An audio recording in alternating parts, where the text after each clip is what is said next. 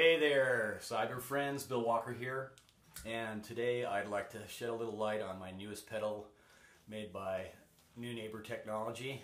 Got the t-shirt to prove it, and it's the Seraphin stereo shimmer. Now what is the stereo shimmer? Well, this is an algorithm that Brian Neunaber created that's a reverb with some octave tail and some filtering, delays and such. So before I get into that, I'm going to take you on a little bit of a tour of my pedal board as of late and how some of the basic components are the same, and I have again a couple of new players, and I'll feature the Seraphin and how cool it is. This is one of the version 2 pedals from Brian, and it includes a real cool new wrinkle on how you can control some of the parameters with expression pedals. Okay, so let's get started. Okay, there's my rig, and let's first look at the audio signal path and where that starts. So let me pan over here to the guitar I'm using, and this is a Soul Amo custom guitar made by Hideki Nakanishi, and he's a great builder out of Osaka, Japan. This is an amazing guitar with a maple top and a mahogany back, maple bolt-on neck, and I just installed some Lindy Fralin big singles in it because the humbuckings that were in it were a little too boomy and too muddy in the bass, and I want to try something a little more defined, and these things are sounding very cool to my ears. Okay, so from that guy,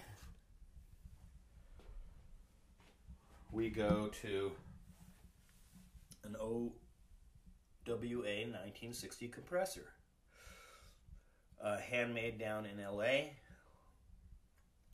a dual stage compressor limiter based on the old classic LA2, and I love it, and it's been a mainstay on my board for a long time, even though I've got other compressors I like. This is the one I love the most. And from there, I'm going to a Zen Drive. This happens to be a signature put out by Love Pedal recently in gold. Has a little bit more bass response than my other Zen Drive. Nice and fat, great for single coils, great for humbuckings too. Okay, so then we go to the Ethos Clean. This is a new acquisition as well. I've had an Ethos overdrive pedal for a long time, and this is just the clean channel of it with a few tweaks. Excellent pedal. Any jazzer really should take a look at this because it's a clean machine that sounds great into any kind of full range system because of its great speaker simulator. So from that guy I go to a TC Flashback, and it was Henry Kaiser hit me the fact that the reverse on this can be up to 7 or 8 seconds long, which is about the longest you can find on a small pedal like this. And then this next pedal, which is my new addition, and that's the Seraphim stereo shimmer. And connected to it is this new little widget, the EXP. And what this allows you to do is control the Seraphin in a number of ways, including storing some of this other great algorithms on board. I'll get to this in a little bit more detail in a second, but let's go to the next player in line. That's an Eventide time factor. I've had this guy for a long time. I love the way it works. I have a foot switch connected to it that allows me independent control over the left and right delays, feedback. I can do self-oscillating stuff up to 110%, and also remote hold. And then finally to a wet reverb. This is a version 1 from Neunaber. This is the last thing in my chain, and it provides me with anything from a nice kind of small room up to just a monstrous, almost forever haul. And from that, I'm going into an Apollo Twin interface from Universal Audio. This thing is fantastic. I'm using a couple of LA2 limiter plugins and a couple of Neve plugins. And I don't think I'm using the reverb on it now, but I use either the Dream Verb or the Real Verb, which are stunning. And from there, I'm going to my laptop. You'll see the Universal Audio strip there, and then you'll see Mobius which my dear friend Daniel Thomas, give a shout out to him, helped me get started configuring it, and now I've had it down to a more manageable 4 tracks. And today we're going through some of my studio monitors. These are Mackie 8s, I believe, 8s or 6. Okay, so now that I've taken you through the audio path, let me backtrack for a second. I forgot to mention I have a Mission volume pedal as the first thing in my chain from the guitar before it hits the compressor. And I also want to explain a couple things about these 2 pedals flanking it. The green one, which is an expression pedal that is tied to my loop volume and is actually ported to this Keith McMillan 12-step. That's what I'm using to trigger loops, record new loops, replace loops, etc., etc., etc.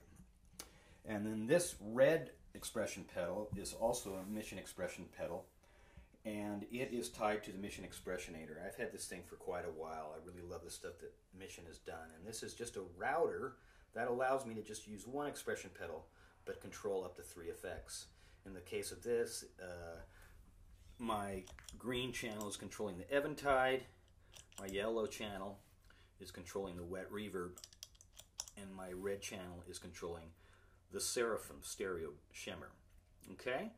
Now, that port has been ported to the preset morph on the expression pedal. This is the widget designed for the new version 2 Seraphim pedals. And the Seraphim itself is actually capable of storing 4 different of his presets. So I'm going to go through these in just a second and demo them one by one.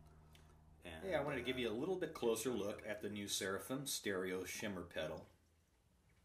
Like all of his stereo platform pedals, the actual effects are interchangeable in it. What does that mean? It means that instead of using the stereo shimmer effect, which is kind of a reverb with octave and delay and filter on it, you could switch to his acclaimed wet stereo reverb, or his echelon echo, or his Chroma Chorus, or a number of actual effects that are available from his pedal customizer software, which is free with any purchase of any effect. Now, what the new widget does for any of his new version 2 effects is it really expands the flexibility of this pedal. For one thing, you can store in the pedal 4 of his effects and then select them one at a time from this foot switch here. You can also set 2 different presets of each effect that you store, and those presets are basically different knob configurations, different levels of depth or intensity or repeats or whatever the particular effect is needing. And then you've got 4 different expression pedal ports. Now, there's 3 of them assigned to each one of the knobs if you so desire, but then there's a general all knob preset morph jack as well. That's what I'll be using today. So any effect I'm using, this jack is actually going to be turning the values of all the different knobs. And by that I don't mean physically you won't see them. It's just it's storing that motion. And I have the preset jack going into my Mission Expressionator. This is my basic expression pedal router that allows me to control 3 different effects and use one expression pedal to control them. In this case, I'm using my Mission Expression pedal, my red pedal, to do that control. And you might not be able to see it because of the shadow and such, but there is an LED moving on the Mission Expressionator, and you're actually seeing a little bit of a change in that when you do that.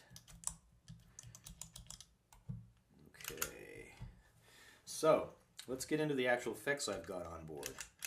My preset 1 is the Shimmer Effect. Let's listen to that and see what that sounds like.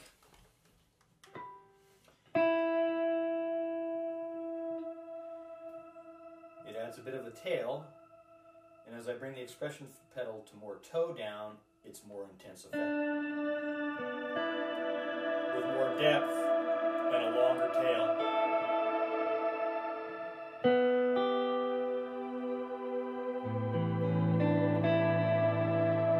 Just beautiful.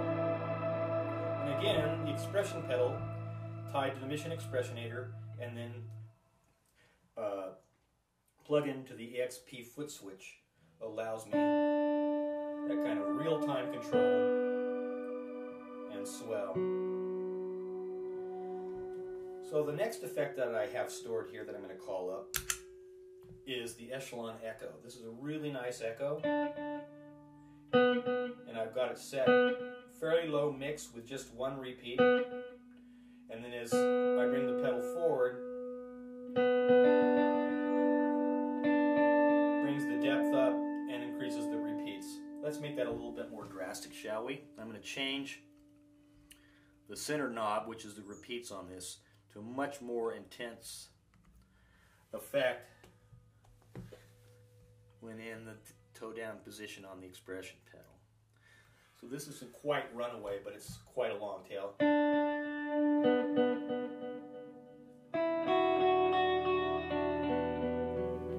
That could be even more runaway if you wanted.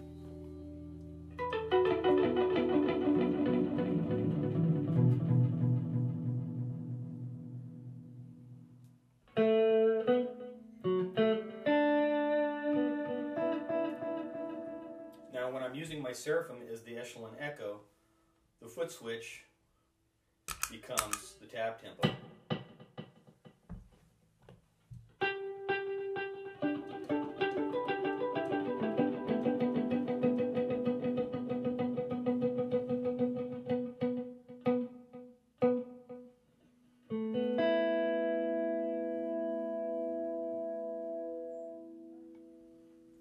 The next effect I'm using is his Chroma Chorus effect. In this case, it's the algorithm that's more like a traditional chorus, and I have it set so that in heel down position, it's a nice fat slow chorus, and as I bring the pedal to toe down, it changes the speed.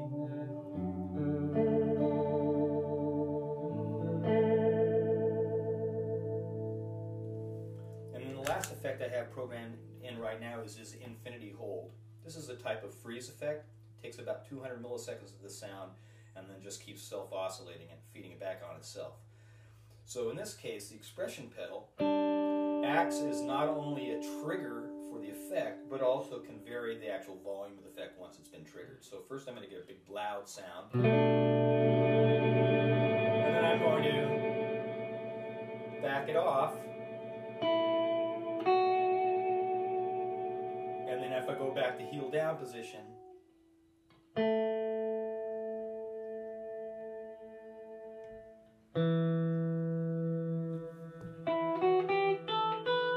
freeze effect.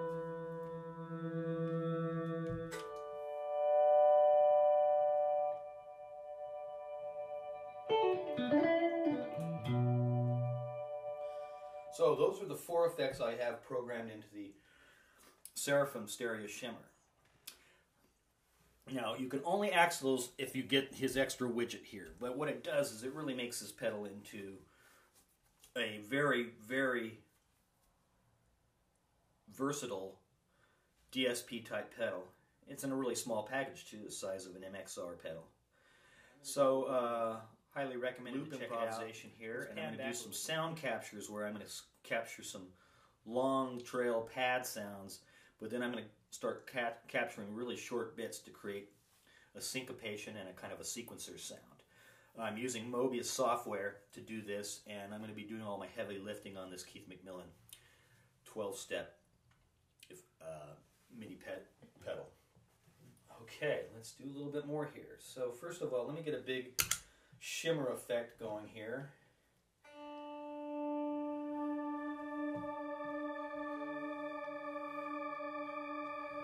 Now I've got that shimmer set for a toe down almost infinite. It'll take a long time if I leave it in toe down position. So bring it back a little bit so it's not so long. And I'm using my volume pedal.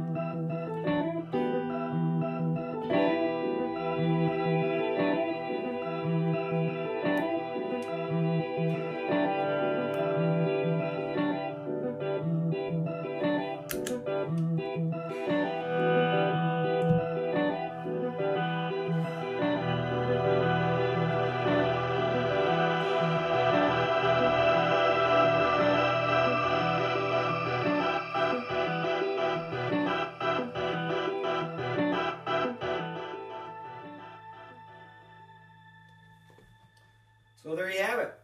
The new Seraphim stereo shimmer from Neunaber. Check him out.